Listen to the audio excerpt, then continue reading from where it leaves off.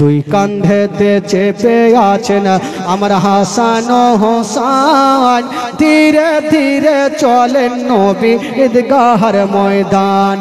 ও ধীরে ধীরে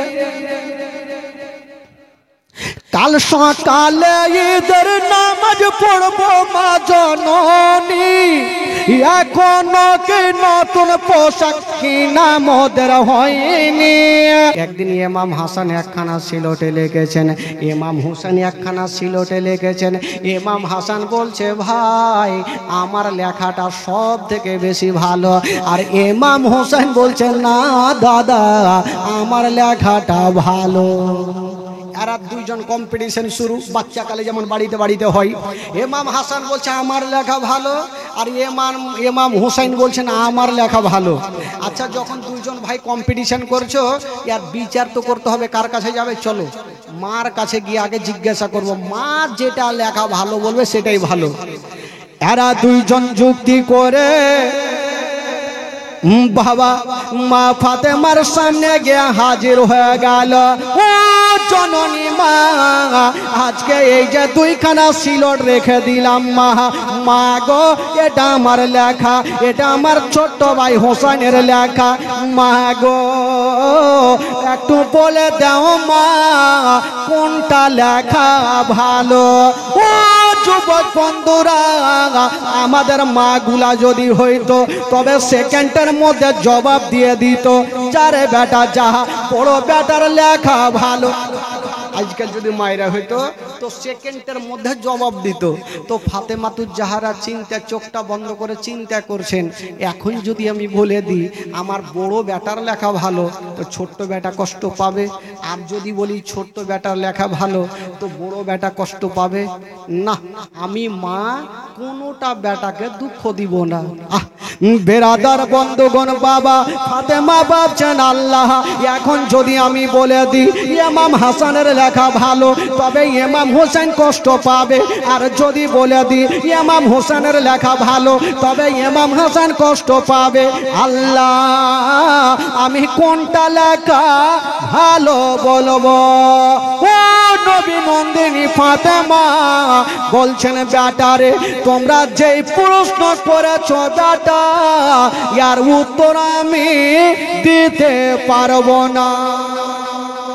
মাগো এত নরমাল প্রশ্নের উত্তর তুমি দিতে পারবে না, কারণটা কি? তাহলে কোথায় উত্তর পাবো? বলছেন, যারে বেটা যা এই প্রশ্নের উত্তর যদি চাও, তবে তোমার বাবা আলীর দরবারে চলে যা। এরা দুইজন ভাই গুটি গুটি পায় দৌড়াতে দৌড়াতে বাপের সামনে গিয়ে সিলট রেখে দিয়েছেন। আব্বা এই যে দুইখানা সিলট বিচার করেন কোনটা লেখা ভালো। বলছে, বেটারে তোমরা কি তোমার মার কাছে গিয়েছিলে? বলছে, আব্বা গেলাম। মা তো বললো আমি পারবো না, তাই আপনার কাছে পাঠালো।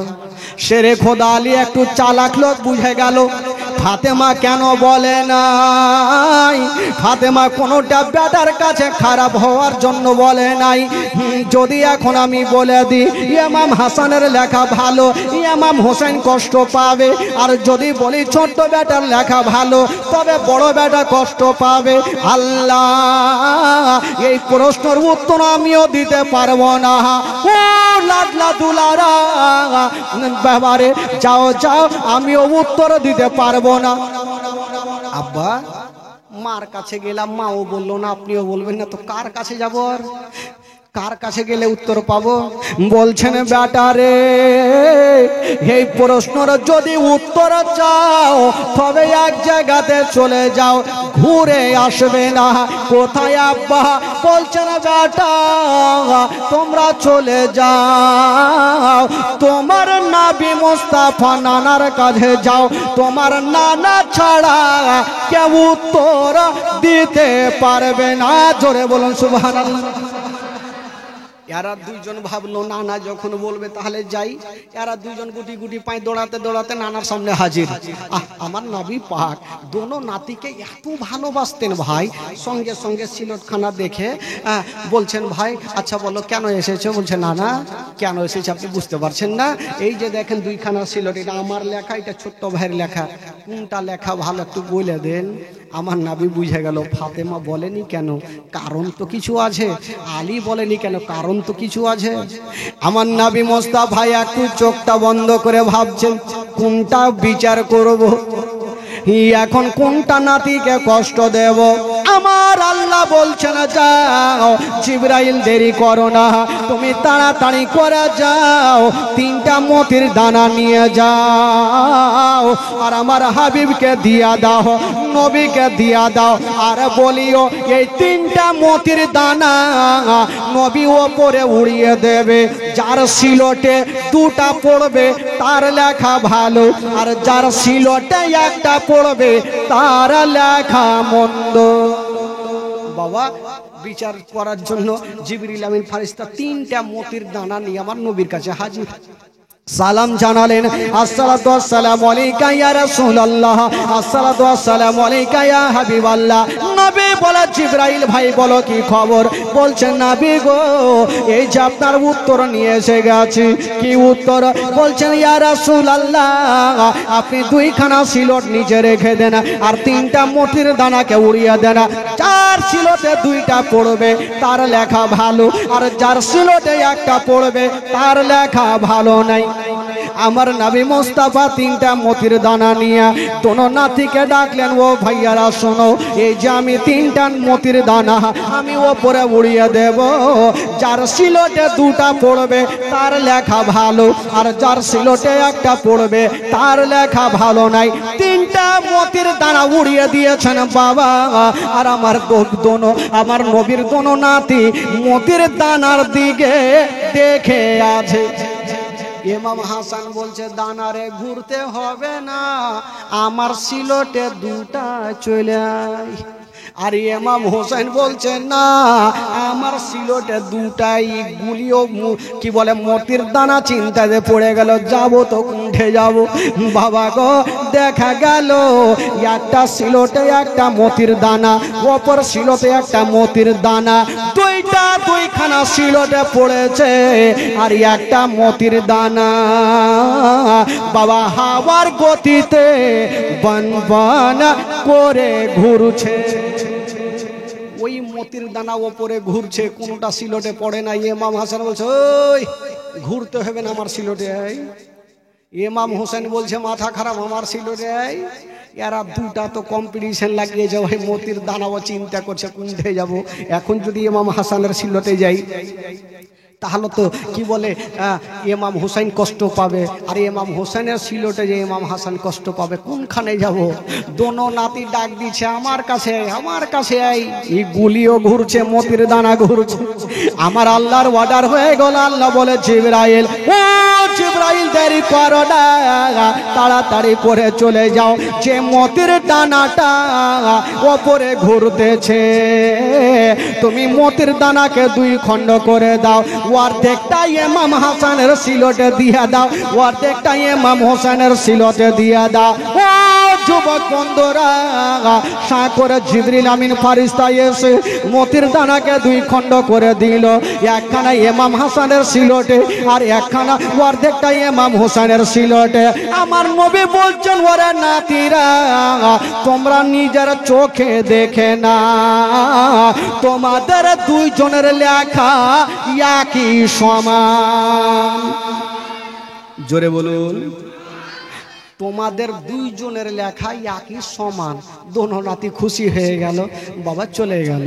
কিন্তু ভাই বন্ধুগণ বাবাজি একটা দুঃখের বায়ান, প্রত্যেকের চোখের পানি ঝরঝর করে পড়বে। ভাই এই ঘটনা যখন বইয়ে পড়েছিলাম নিজেই চোখের পানি ধরে রাখতে পারিনি। মা একটু শুনবেন মাগো। একদিন ফাতেমাতুজ জাহরা নামাজ পড়ার জন্য যাই নামাজ বিছিয়েছেন বাবা, আর দোনো ছেলে ইমাম হাসান হুসাইন যাই নামাজের উপরে গিয়ে বসে গেলেন। তো ফাতেমা বলছেন বেটা এটা খেলার জন্য না বেটা।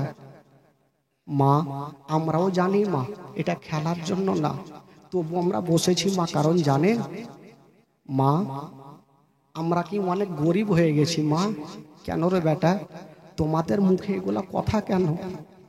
দোনো বেটা বলছেন মা গো কালকে ঈদের নামাজ মা, অন্য অন্য ছেলেরা নিজের বাপ মার কাছে নতুন নতুন জামা পেয়ে গেছে, এই এখনই পরিধান করে ঘুরে বেড়াচ্ছে। মা, আমরা নবীর নাতি হয়ে কি আমরা নতুন পোশাক পাবো না?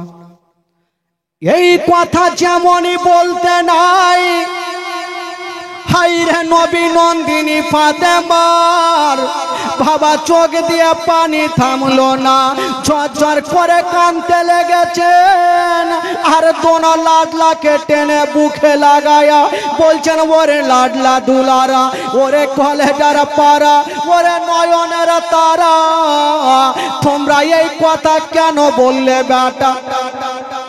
মা, বলবো না তো কি করব মা, আমরা তো নবীর নাতি, আমরা কি নতুন পোশাক পাবো না? ফাতেমা বলছেন, বেটা একটা কথা বলে দি, ওরে লাডলা দুলারা, কালকে ঈদের নামাজের আগে আগে বেটা তোমাদের নতুন পোশাক তৈরি হবে। এই কথা বলতে নাই দোনো বেটা মার হাতখানা ধরে বলছেন, মা গো, এমন কোন টেলার আছে মা এত এমার্জেন্সি পোশাক দিয়ে দেবে? মা বলছেন, বেটা তোমরা চিন্তা করো না, আমি তোমার মা কথা দিলাম বেটা, কালকে ঈদের নামাজের আগে আগে আমি তোমার মা তোমাদের নতুন পোশাক দেব। এই কথা বলল যেমন দোনো ছেলে মার কাছ থেকে চলে গেল। হাইরে নবী নন্দিনী ফাতেমা যাই নামাজ বিছায়া বাবা গো সাজদাতে পড়ে গেছে, সাজদাতে পড়ে গিয়ে দোয়া করছেন, আল্লাহ আজকে আমার ছেলেদের কাছে আমি ওয়াদা করেছি, আল্লাহ কালকে ঈদের নামাজের আগে আগে নতুন পোশাক পেয়ে যায়। যেমনই দোয়া করা, হাইরে মা ফাতেমা যেমনই আল্লাহ দরবারে দোয়া করেছেন, বাবা ফাতেমার দোয়া আল্লাহ দরবারে কবুল হয়ে গেল। কেন কবুল হবে না মা গো? ওই ফাতেমার দোয়া কবুল কেন হবে না? ফাতেমা যদি সন্ধ্যার সময় সিজদায় যেতেন, সারা রাত খতম হয়ে যেত, একটা সাজদা খতম হতো না। সারা রাত পার হয়ে যেত, একটা সাজদা খতম হতো না। ফাতেমার দোয়া কেন কবুল হবে না? মা গো, বাবারা যেমনই দোয়া করেছেন বাবা আল্লাহর দরবারে দোয়া কবুল হয়ে গেল। আল্লাহ বলে, জিবরিল তাড়াতাড়ি যাও, দেরি করো না, ফাতেমার চোখের পানি যেন আর না পড়ে। আল্লাহ গো কোথায় যাব? বলে, তুমি জান্নাতে যাও, আর জান্নাত থেকে দুটা সাদা রঙের পোশাক নিয়ে নাও, আর আমার হাবিবের বেটি ফাতেমাকে দিয়ে দাও।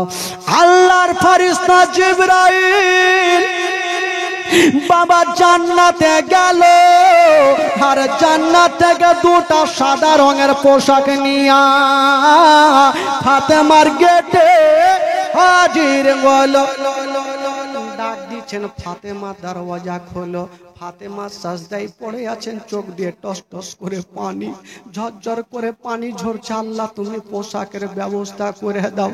বাবা জিবরাইল পোশাক নিয়ে পুটলি বেঁধে দাঁড়িয়ে আছে। জিবরাইল বলছেন, ফাতেমা একটু দরওয়াজা খুলো। হায়রে নবী নন্দিনী ফাতেমা সাজদা থেকে মাথাটা তুলে বাবা চোখের পানি খানা মুছে দিয়া যেমনই দরওয়াজা খুলেছেন, আল্লাহর ফেরেশতা জিবরাইল দাঁড়িয়ে আছেন। ফাতেমা কোনো উত্তর প্রশ্ন করলেন না, হাত থেকে পুটলি খানা নিয়ে ফাতেমা দরওয়াজা লাগিয়ে দিয়েছেন। বাবা যেমনই দরওয়াজা লাগিয়েছেন, মা ফাতেমা বলছেন, আল্লাহ আমি পুটলি খানা খুলে দেখি। যেমনই ফাতেমা বিসমিল্লাহ বলে ওই পুটলি খানা খুলেছেন, বাবা ওই পুটলির মধ্যে বাবা অন্য কিছু ছিল না, আমার নবীর দোনো নাতির জন্য দুটা সাদা রঙের পোশাক ছিল। জোরে বলুন। দুটা সাদা রঙের পোশাক যখন ফাতেমা দেখেছে, চোখের পানি মুছে দিয়ে বাবা গো সঙ্গে সঙ্গে শুকরানা 2 রাকাত নামাজ আদায় করলেন। আল্লাহ তুমি ছাড়া ইজ্জত বাঁচানে वाला কেউ নাই। ফাতেমা কাঁদতে কাঁদতে বাবা সকাল হয়ে গেছে, বাবা গো দুটা পোশাক চেয়ারের উপরে রেখেছেন, সাদা রঙের পোশাক। একটু মাত ধ্যান দিন বাবা, কি রং ছিল? সাদা রং। ওই সাদা রঙের পোশাক চেয়ারে রাখা আছে। ওই দিকে ঈদের নামাজের আগে আমার দয়ার নবী মুস্তাফা ভাবছেন একবার ফাতেমার বাড়িতে যাই, দেখি আমার দোনো নাতির জন্য কোনো পোশাক তৈরি করেছে কিনা। হায়রে নবী মুস্তাফা এক পা 2 পা করে ফাতেমার বাড়িতে হাজির হয়ে গেল। ওরে বেটি ফাতেমা, আচ্ছা বলো মা, ঈদের নামাজ মা আমার দোনো নাতির জন্য কোন পোশাক তৈরি করেছো কিনা? ফাতেমা হাসতে হাসতে বলছেন আব্বা গো ওই যে দেখেন আব্বা দুটা সাদা রঙের পোশাক আছে। আমার নবী দেখছেন পোশাকগুলা আর বলছেন ফাতেমা এটা দুনিয়ার পোশাক নয় রে মা, মারে ওই পোশাক থেকে মা জান্নাতি খুশবু বের হয় মা, মারে ওটা হলো জান্নাতি পোশাক। বেটি ফাতেমা বলো তোমাকে কে দিয়ে গেছে মা? ফাতেমা বলছে না আমি তাকে চিনি না। আমার নবী বলছেন ফাতেমা তুমি না চিনতে পারো রে মা, কিন্তু আমি তাকে চিনি রে মা। বলছেন আব্বাকে, বলছেন বেটি আমি যেমন সমস্ত নবীদের সরদার, যেই লোকটা তোমাকে পোশাক দিয়ে গেছে মা সেই লোকটা হলো সমস্ত ফারিস্তাদের সরদার।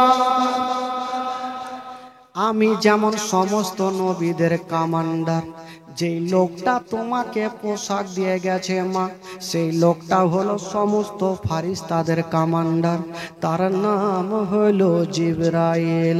বলছেন আব্বা গো ভালোই হয়েছে, আমার দোনো বেটাকে আপনি নিজের হাতে পড়িয়ে দিন। আমার নবী দোনো নাতিকে ডাক দিতে যাবে, আমার আল্লাহ বলছে জিবরাইল দেরি করো না, তাড়াতাড়ি যাও আমার নবীকে জানিয়ে দাও দোনো নাতিকে পোশাক পড়াবার আগে তাদেরকে জিজ্ঞেস করবে তারা কোনটা রং নেবে। যে রংটা নেবে আমার নবীকে বলবে এক চুল্লু পানিতে ফু দিয়া একটু ছিটা মারবে, আল্লাহ তাআলা সেই রংটা পরিবর্তন করবে। আমার নবীকে জানিয়ে দাও। সঙ্গে সঙ্গে জিবরাইল এসে আমার নবীর কানে কানে বলে চলে গেলেন ইয়া রাসূলুল্লাহ আপনার নাতিদের জিজ্ঞাসা করেন যে রংটা নেবে আপনি এক চুল্লু পানি ছিটা মারবেন, রং পরিবর্তন হবে। এই কথা বলে জিবরাইল চলে গেলেন আর আমার নবী বড় নাতিকে ডাক দিচ্ছেন, ওগো নাতি আমার একটু আমার কাছে এসো। ইমাম হাসান একটু খুশি হয়েছে, আল্লাহ আজকে ঈদের দিন নতুন পোশাক আজকে নানার হাতে পরবো। ইমাম হাসান দৌড় দিয়ে চলে আসলো, নানা কি হয়েছে?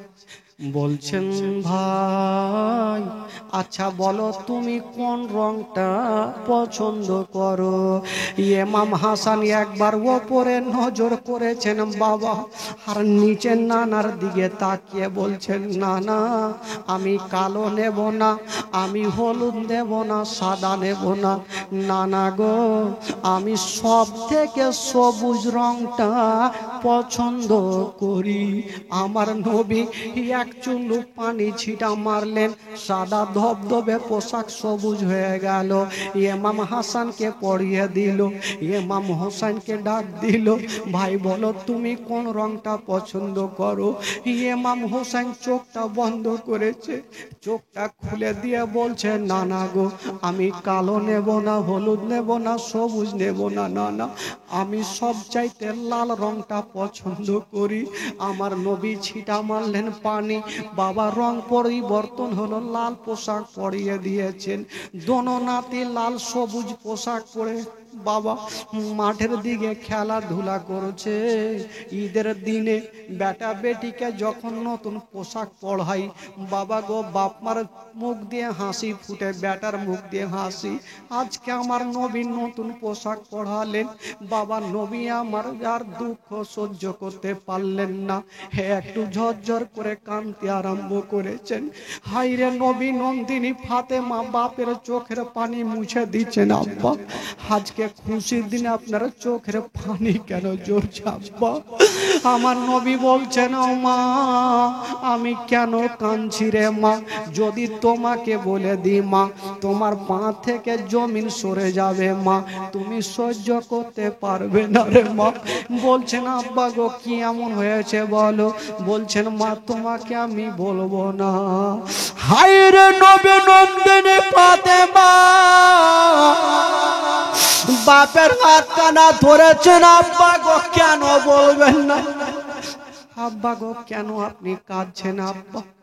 আমার নবী ফাতেমার হাত খানা ধরে বলছেন, মা ওই যে দেখছো মা, আমার দোনো নাতি পোশাক পরে আজকে কত আনন্দ করছে মা। তবে তোমাকে একটা কথা বলে দি মা, ওই যে আমার বড় নাতি দেখছো সবুজ রংটা পছন্দ করেছে মা, এমন একটা সময় আসবে মা, ওই দুশ্মনেরা আমার বড় নাতিকে বিষ পান করাবে মা। যখন বিষ পান করাবে আমার বড় নাতির সমস্ত চেহারা সবুজ হয়ে যাবে মা। সেদিন আমার বড় নাতি বিষ পান করে শহীদ হবে মা। হায়রে নবী নন্দিনী ফাতেমা মাটিতে বসে গেছেন। আব্বা সেটা তো বুঝিলাম, আমার ছোট্ট বেটার কি হবে? বলছেন মা ওই যে দেখছো আমার ছোট নাতি হোসেন লাল রংটা পছন্দ করেছে, এমন একটা সময় আসবে রে মা, ওই ইয়াজিদের সৈন্যরা চতুর্দিক থেকে তীর চালাবে মা, ৭২ খানা তীর সিনাতে লাগবে মা। সেই দিন আমার হুসাইন শহীদ হবে, গোটা কারবালা রক্ত রক্ত হয়ে যাবে। এই জন্য আমার হুসাইন সবুজ পছন্দ করেন না, রক্ত লাল পছন্দ করেছে মা। এই কথা বলতে নাই বলুন মা যদি জানতে পারে বেটাদের অবস্থা এরকম হবে, মার দিলখানা কেমন করবে বাবা। ফাতেমা কাঁদতে কাঁদতে মাটিতে বসে গেলেন। আব্বা আমার বেটাদের এত কঠিন পরীক্ষা হবে। বলছেন ফাতেমা, ওরে বেটি ফাতেমা কান্দিও না, দুয়া করো মা, তোমার বেটা যেন যুদ্ধের ময়দানে হোসেন যেন কামিয়াব হতে পারে। বাবা গো হাইরে নবী নন্দিনী ফাতেমা ডাক দিয়েছে, আর দোনো বেটাকে বুকখানে জড়িয়ে ধরে কাঁদতে লেগেছে। ফাতেমা বলছেন, আল্লাহ যেদিন আমার বেটা হাসানকে যেদিন বিষ পান করাবে, বিষের কাতরে যখন ছটফট করবে, আমি যদি মা থাকতাম বেটাকে টেনে বুকখানে লাগিয়ে একটু সান্ত্বনা দিতাম। আমার বেটা হোসেনকে যখন কারবালাতে শহীদ হবে তীরখানা লেগে, আমার বেটা ছটফট করে করবে, আল্লাহ যদি আমি থাকতাম তবে আমার বেটাকে বুকখানে জড়িয়ে ধরে সান্ত্বনা দিতাম। মা এমনই জিনিস, বেটা যদি কষ্ট পায়, মা যদি বুকখানে লাগিয়ে একটু আদর করে, ওই বেটার সমস্ত দুঃখ কষ্ট মিটে যাবে। আমার নবী বলছেন, মা তুমি কান্দিও না মা, কপালে যেটা লেখা আছে সেটা হবে মা, তুমি আল্লাহর কাছে দোয়া করো। তখন বলেছিলেন, আব্বা গো আমার বেটারা এত কঠিন পরীক্ষা করবে। আমার নবী বলেছিলেন, মা আমার দুনিয়া থেকে যাওয়ার পরে মা আমার দোনো নাতি ইসলামের খাম্বাকে ধরে থাকবে মা, আমার দোনো নাতি ইসলামকে থেমে থাকবে মা। বাবা গো ফাতেমা তু জাহারা একদিকে কাঁদতে আরম্ভ করেছেন। আমার নবী দোনো নাতিকে টেনে বুকখানে লাগায়া, ভাই চলো আমি তোমার নানা তোমাদের ঈদগাহ ময়দানে নিয়ে যাব। দোনো নাতিকে আমার নবী বাবা নিয়ে যাচ্ছেন হাঁটিয়ে হাঁটিয়ে। ইমাম হোসেন একটা কথা বলেছিলেন, নানা গো একটা কথা বলবো। না না কি হলো ভাই বলো? বলছে না না ওই যে দেখছেন না না অন্য অন্য ছেলেরা না না গো ওই যে উঠে চেপে যাচ্ছে না না, আমাদের উঠ কোথায়? আমরা হেঁটে হেঁটে কেমন করে যাব? না না বলছে ভাই তোমরা উঠে চাপবে বলে হ্যাঁ না না আমার নবী নাতিকে কত ভালোবেসেছেন বাবা। আজকাল সবাই নাতিকে নাতি নাতনিকে ভালোবাসে। আমার নবী পাক বলছেন ভাই তোমরা চিন্তা করো না বাবা গো। আমার নবী মুস্তাফা একটু উভর হয়ে গেলেন আর বলছেন ভাই তোমরা আমার ঘাড়ে চেপে যাও, পিঠে চেপে যাও, আমি তোমাদের জন্য সাওয়ারি হয়ে গেলাম, তোমাদের জন্য উঠ হয়ে গেলাম, তোমরা আমার পিঠে চেপে যাও, আমি হাঁটিয়ে হাঁটিয়ে তোমাদের ঈদগাহ ময়দানে নিয়ে যাব। বাবা গো দোনো নাতি চেপে গেছেন নবীর গলাতে, ঘাড়ে চেপে গেছে। ইমাম হোসেন বলছে না না আর একটা কথা বলি না না, ওই যে দেখছো যারা উঠে চেপে আছে না না তাদের হাতে লাগাম দেখা যায় না না, আমরা তো চেপেছি না না, আমাদের হাতে লাগাম কোথায়? না না ওনারা তো লাগাম ধরে আছে না না, আমাদের হাতে লাগাম কোথায়? আরে যেই নবী না হলে আসমান জমির সৃষ্টি হতো না, ওই নবী বলছেন ভাই চিন্তা করো না, ওনাদের জন্য লাগাম রশ্মির লাগাম, ওনাদের জন্য রশ্মি হতে পারে। ভাই তোমরা চিন্তা করো না, আমার নবীর চুল মোবারকা বড় বড় ছিল, ভাই তোমরা আমার চুলখানা মজবুত করে ধরে নাও, যখন তোমরা টান দিবে আমি জোরে জোরে চলবো, যখন তোমরা আস্তে টানবে আমি আস্তে আস্তে চলবো। বাবা গো ইমাম হোসেন আস্তে আস্তে টান দেয়, নবী আস্তে আস্তে চলছে, জোরে টান দেয় আমার নবী জোরে জোরে চলছে। ও যুবকেরা একটা কথা শুনেলেন বাবা, আমার নবীর শরীরের সঙ্গে যার শরীর টাচ হয়ে যায় তার জন্য জাহান্নামের আগুন হারাম হয়ে যায়। আমার নবীর ঘাড়ের ওপরে দোনো নাতি চেপে আছে, এই জন্য তো কবি লিখেছেন বাবা দুই কান্ধেতে চেপে আছে না আমার হাসান হোসাইন, ধীরে ধীরে চলেন নবী ঈদগাহর ময়দান। আরে জোরে বলুন। আপনাদের ঘুম লাগছে নাকি বাবা? ঘুম লাগছে? যদি বলেন ঘুম লাগছে প্রথম রাত আমিও ভাগবো, একটু জোরে বলুন সুবহানাল্লাহ।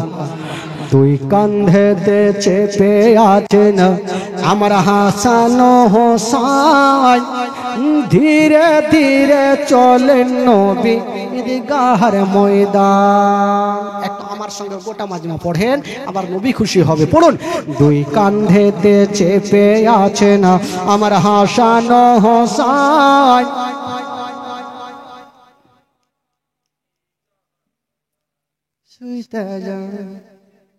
একটু জোরে পড়েন।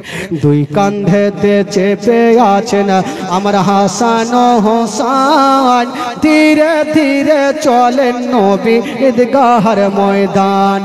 ও ধীরে ধীরে কাল সকালে ঈদের নামাজ পড়বো মা জননী, এখনো কি নতুন পোশাক কিনা মোদের হয়নি। কাল সকালে ঈদের নামাজ পড়বো মা জননী, এখনো কি নতুন পোশাক কিনা মোদের হয়নি, কিনা মোদের হয়নি। জান্নাত রানী মা ফাতেমা, জান্নাত রানী মা ফাতেমা, জান্নাত রানী মা ফাতেমা করোনা বয়ান, ধীরে ধীরে চলেন নবী ঈদগাহর ময়দান। ও ধীরে ধীরে চলেন নবী, দুই কান্ধেতে চেপে আছেন আমার হাসান হোসাইন, ধীরে ধীরে চলেন নবী ঈদগাহর ময়দান। ও পিতা আমার শেরে খোদা মাতা জান্নাত রানী, আর নানা আমার কমলিওয়ালা মাকিও মাদানি, মাকিও মাদানি, মাকিও মাদানি। লুটিতে পারে নিশান, লুটিতে পারে নিশান এ জি তোমার মান, ধীরে ধীরে চলেন নবী ঈদগাহর ময়দান।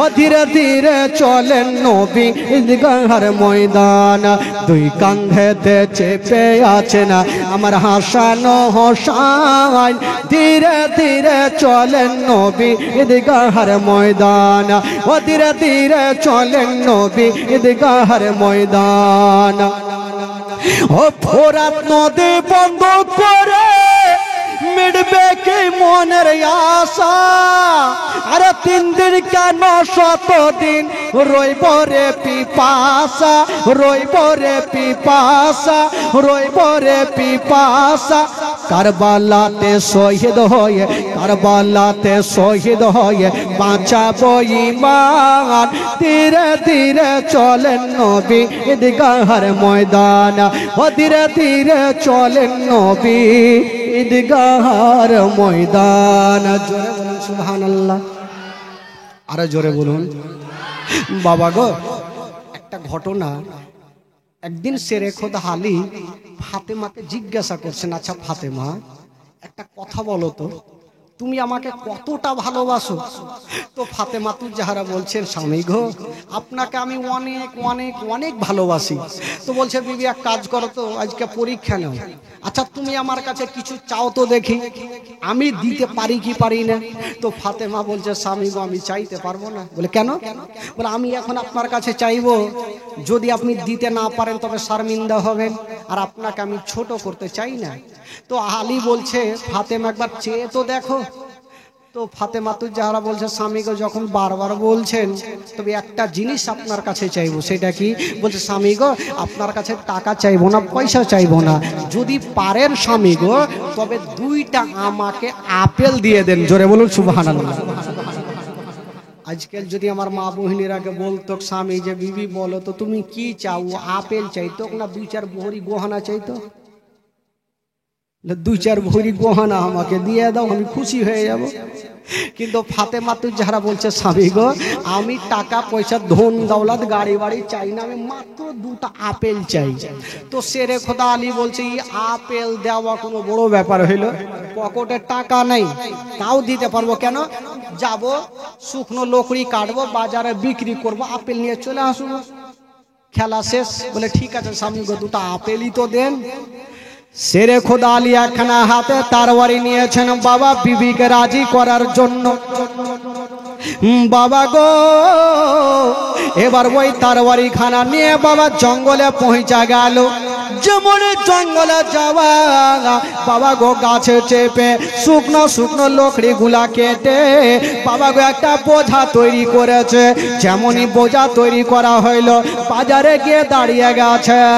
যেমনই দাঁড়িয়ে গেছে না বন্ধুরা খরিদ্দার কেউ হয় না আলীর লকড়ি বিক্রি হয় না খরিদ্দার কেউ নাই লকড়ি নিয়ে দাঁড়িয়ে আছে 1 ঘন্টা 2 ঘন্টা সূর্য লাল হতে গেল লকড়ির খরিদ্দার কিন্তু নাই ওইদিকে ফাতেমা ঘরের কোণাতে বসে বসে কাঁদছেন আল্লাহ আমি আমার স্বামীর কাছে এমন আপেল চেয়েছি আল্লাহ জানি না আমার স্বামী আমার জন্য কত কষ্ট করে আল্লাহ আমি আপেল চাই না আল্লাহ আমার স্বামীকে ভালো অবস্থায় আমার বুকখানে ফিরিয়ে দাও আল্লাহ আমি আপেল চাই না আমার স্বামী যেন আমার কাছে চলে আসে ফাতেমা ওই দিকে দোয়া করে আর শেরে খোদা আলী বাজারে দাঁড়িয়ে দাঁড়িয়ে কান্দে অত ইজ্জমান্তাসা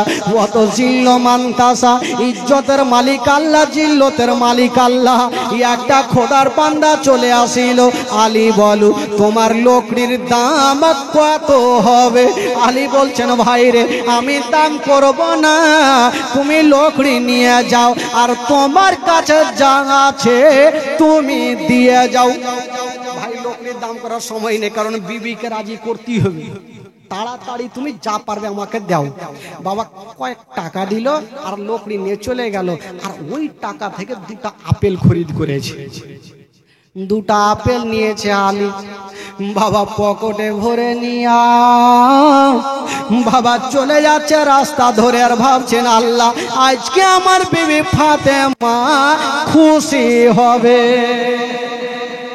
আজকে বিবিকে খুশি করার জন্য আলী আনফান করে হাঁটছে। আজকে তো কেউ আছে ভাই যে বিবির জন্য বড় বড় রসগোল্লা বাড়ি নিয়ে গেছে, আজকে বিবিকে দিব তো বিবি খুশি হবে? কেউ নাই। আচ্ছা, এইখানে এত লোকজন বসে আছেন, আমার চাচা বাবা সবাই তো বসে আছেন। আচ্ছা বলুন তো, যারা নিজের বিবিকে কখনো মারেননি একটু হাত তুলে দেখান তো।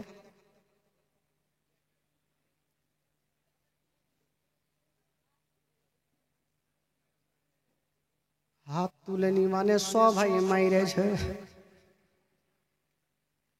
আর মারবে না তো কি করবে? কত রকম কালিয়ে চক থেকে গরু বিক্রি করে আসলেন, ঘাম চুইছে, বিবি এক গিলাস পানি দাও, লিয়া খায়া লাও, তো মার খাবে না তো কি করবে?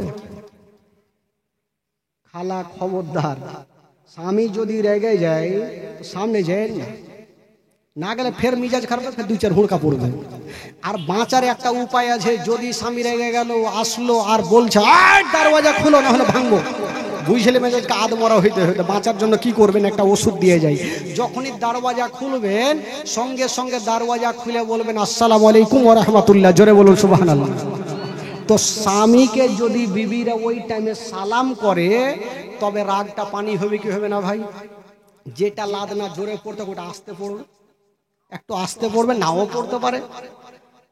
তো বিবিরা বলো ধুর, স্বামীকে আবার কেউ সালাম করে লজ্জা লাগছে, তো তুমি লজ্জা করবা তো হুড়কা খাও, এদিকে লাও না হলে ওইদিকে লাও।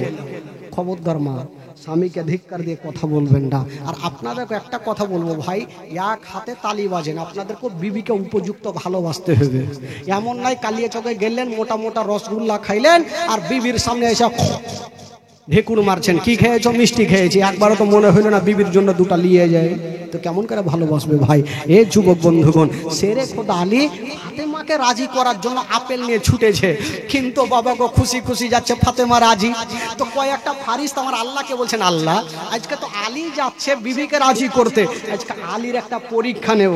তো আমার আল্লাহ বলছেন, আমার আলীর পরীক্ষা নেবে, একটু হুঁশিয়ারে যাও, নচেত যদি আলীর রাগান্বিত হয়ে যায় তবে মার খেয়ে আসতে হবে আমার। তবে একটা কথা শুনো, আমার আলী পরীক্ষাতে ফেল হবে না, জোরে বলুন সুবহানাল্লাহ। তো ফারিস্তারা বলছে, আল্লাহ আগে পরীক্ষা তো নিয়েই দেখি আলীর। ঠিক আছে যাও। বাবা একজন ফারিস্তা ফকির সেজে আলীর সামনে এসে দাঁড়িয়ে গেল। আলী আচ্ছা বলো তুমি কোথায় যাবে? বললো বাড়ি। বলো আলী আমি গরিব, আমার পেটে দানা নেই, পানি নাই, যদি তোমার কাছে কিছু থাকে দিয়া দাও। আলী বলছে ভাই রে আমার কাছে তো কিছুই নাই। ওই ফকির বলছে আলী আমি জানি কিছু নাই, আর এটাও জানি তোমার কাছে দুটা আপেল আছে। আলী ভাবলো এই আপেল আছে জানলো কি করে? বললো ভাই রে আপেল আছে, কিন্তু আপেল দিতে পারবো না। কিন্তু ওই ফকির কাঁদছে আর বলছে আলী যদি তুমি একটা আপেল দান করো তবে একের বদলে 10টা পাবে, আর দুটা যদি দান করো তবে দুটার বদলে 20টা পাবে। আলী ভাবছে 14টা পাই আর 20টা পাই আর 200টা পাই, আমি দিব না। যেহেতু আমি ফাতেমাকে রাজি করার জন্য যাচ্ছি, ফাতেমা বলছিল না আমি বলিয়ে রাজি করিয়েছি, আর আজকে যদি আপেল দিতে না পারে আমি মুখ দেখাতে পারবো না, না আপেল দিব না। ফকির কিন্তু চলে যাচ্ছেন। আলী ভাবছেন আল্লাহ আজকে আমি ফকিরকে ঘুরিয়ে দিলাম, কাল হাসরের মাঠে আমার নবীর সামনে আমি জবাব দিতে পারবো না। ভাবছেন আল্লাহ আমি ফকিরকে দিয়ে দেব, আল্লাহ গো আমার ফাতেমাকে বুঝিয়ে নেব, কিন্তু ফকিরকে ঘুরাবো না। ও যুবক বন্ধুরা, ওই ফকিরকে ডাক দিলেন আর দুটা আপেল দিয়ে দিলেন। আপেল পেয়েছে ফকির আর যাচ্ছে আর বলছে আলী তুমি দুটা দিয়েছো তার বদলে 20টা পাবে। এই কথা বলে তো চলে গেল ভাই। শেরে খোদা আলী এবার খালি হাতে বিবির সামনে যাবে কি করে? চোখ দিয়ে ঝরঝর করে পানি কাঁদছে। বাবা বাড়ির দরওয়াজায় বাইরে গিয়ে ঝরঝর করে কাঁদছে। ওই দিকে মা ফাতেমা তো জাহরা ঘরের মধ্যে ভাবছেন, আল্লাহ আমার স্বামী কেন আসে না, কোথায় গেছে? ফাতেমা ঘরে কান্দে, আর শেরে খোদা আলী বারান্দায় দাঁড়িয়ে দাঁড়িয়ে কান্দে, আমি খালি হাতে বিবির সামনে যাব না। আল্লাহর কাছে দোয়া করছেন, আল্লাহ আল্লাহ গো, আমি তোমার রাস্তায় দান করেছি, আল্লাহ তুমি ব্যবস্থা করে দাও। যেমন দোয়া করা আল্লাহ দরবারে দোয়া কবুল হয়ে গেল। আল্লাহ বলে, যাও ও ফারিস্তা যাও, তাড়াতাড়ি করে যাও, আমার আলীকে আপেল দিয়ে আসো। যাও আমার আলীকে আপেল দাও। তো ফারিস্তা দুটা আপেল নিয়ে আলীর কাছে হাজির। বলো, আলী চোখের পানি মুছে দাও। একটু মুস্কি মেরে হেসে যা বললো, কেন? বলে, আল্লাহ পাক তোমার জন্য আপেল পাঠিয়েছে। তো আলীর খুশি হওয়া দরকার, আলী খুশি হইল না, বাবা অনেক জোরে হুড়কি নিল। ফারিস্তা বলছে, আলীকে আপেল দিচ্ছি তো খুশি না হয়ে হুড়কি কেন মারছে? ই তো ভাগলো। আমার আল্লাহকে বলছেন, আল্লাহ গো, আপেল দিতে গেলাম তো এই হুড়কি মারছে। আমার আল্লাহ বলছে, আমি আগেই তোমাকে বলেছি যে আমার আলী জান প্রাণ থেকে বেশি ভালোবাসে। তো আলী ফকিরে যখন হুড়কি মারছে ফারিস্তাকে, তো ফারিস্তা বলছে, আলী তুমি হুড়কি কেন মারছো? বলছে, এই ফারিস্তা, একটু আগে আমাকে বলে গেল একজন ফকির, একটা দান করলে 10টা পাবে, দুটা দিলে 20টা পাবে। আমি তো দুটা আল্লাহ রাস্তায় দান করেছি, ঘুরিয়ে দুটা কেন 20টা নিয়ে এসো। ই বাবা ঘুরে ভাগলো। আমার আল্লাহকে বলছে, আল্লাহ গো, এবার যদি যাই তাহলে মুশকিল হয়ে যাবে। এবার তো কি আমার আল্লাহ বলছেন, আমি জানি আমার আলী জান প্রাণ থেকে বেশি ইসলামকে ভালোবাসে, নবীর হাদিসকে ভালোবাসে। যাও আমার আলীকে তুমি 20টা আপেল দিয়ে দাও। ভাগ্য ভালো তোমাকে মারেনি, যাও তুমি 20টা আপেল দাও। বাবা গো, সঙ্গে সঙ্গে ফারিস্তা 20টা আপেল নিয়ে আমার আলীকে দিলেন। শেরে খোদা আলী 20টা আপেল নিয়ে ঘরে ঢুকছেন। যেমনই ঘরে ঢুকলেন বাবা, ওই দিকে নবী নন্দিনী ফাতেমা দরওয়াজায় দাঁড়িয়ে দাঁড়িয়ে কাঁদতেছিল। ওই শেরে খোদা আলীকে দেখার পরে বলছেন, স্বামী গো আপনি এসেছেন? বলল, হ্যাঁ। বলছে, স্বামী গো, ও গো আমার মাথার তাজা, আপনি কি আপেল নিয়ে এসেছেন? সমস্ত ঘটনা ফাতেমাকে বললেন বাবা। আর যেমনই বলেছেন বাবা, স্বামী স্ত্রী দুইজন শুকরানা নামাজ আদায় করলেন, আর ওই জান্নাতি ফল বাবা খেলেন। তবে বেরাদার বন্ধুরা, ও যুবক বন্ধুরা, একটা কথা বলে দি, আমার আল্লাহ যাকে ভালোবাসবে তাকে নিচু করতে কেউ পারবে না। ও যুবক বন্ধুরা, আমার শেরে খোদা আলী রাদিয়াল্লাহু তাআলা আনহু ফাতেমাকে এত ভালোবাসতেন বাবা, আর ফাতেমা তু জাহরা স্বামীকে এত ভালোবাসতেন বাবা। কোনোদিন একটা বড় কথা বলতেন না, কোনোদিন একটা ধিক্কার মেরে কথা বলতেন না। যদি কোনোদিন বড় কথা হয়ে যেত, একটু উঁচু কথা হয়ে যেত, স্বামীর হাত ধরে ফাতেমা তু জাহরা ক্ষমা চাইতেন। আল্লাহুম্মা সাল্লি আলা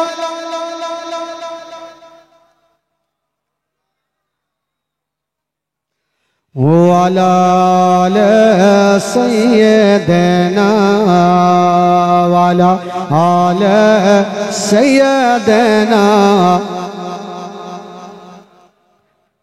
সাল্লাল্লাহু তাআলা আলাইহি ওয়াসাল্লাম। যাজ্ঞা ভাই, আজকে প্রথম রাত্রি, আরো 3টা রাত থাকবে। আজকে কিছু লোক হয়তো কম এসে কালকে আশা করি আসবেন। যেখান থেকে ছাড়লাম এখান থেকে আবার কালকে শুরু হবে। তবে ভাই বন্ধুগণ, বাবাজি, আমার মা বোনদেরকে বলবো যে মা গো, কালকে একটু আসবেন, আর চেয়ারগুলো যেন ফাঁকা না থাকে, চেয়ারগুলো যেন সম্পূর্ণ ভরে যায়। তবে ভাই বন্ধুগণ, বাবাজি, শেরে খোদা আলী রাদিয়াল্লাহু তাআলা আনহু ফাতেমা তু জাহরাকে নিয়ে বাবা গো থাকতে লাগলেন।